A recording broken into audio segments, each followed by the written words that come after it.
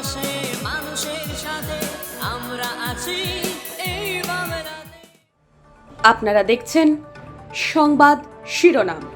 দেখলেন তো অনেক কিছু, এবার দেখুন নতুন কিছু।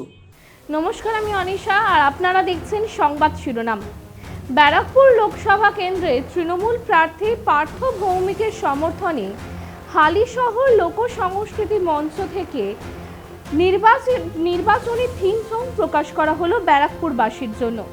আর এই অনুষ্ঠানে উপস্থিত ছিলেন বীজপুর বিধানসভার বিধায়ক সুবোধ অধিকারী, তৃণমূল কংগ্রেসের প্রার্থী পার্থ ভৌমিক এবং তৃণমূল কর্মী সমর্থকেরা।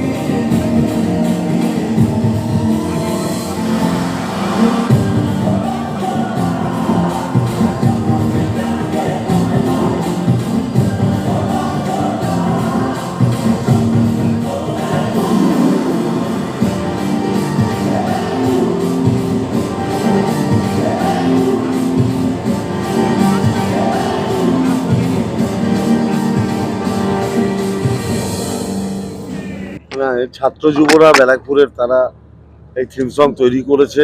আমার ছোট ভাই কেশব গেয়েছে, সৌরভগিরি ভোজপুরি ভাষায় গেয়েছে।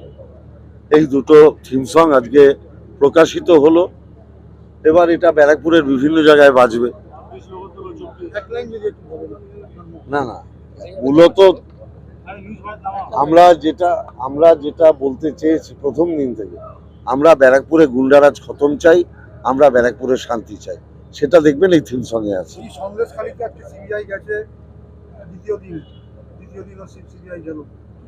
আমি কি করে বলবো? সিবিআই বলতে পারে আর আপনি বলতে পারেন।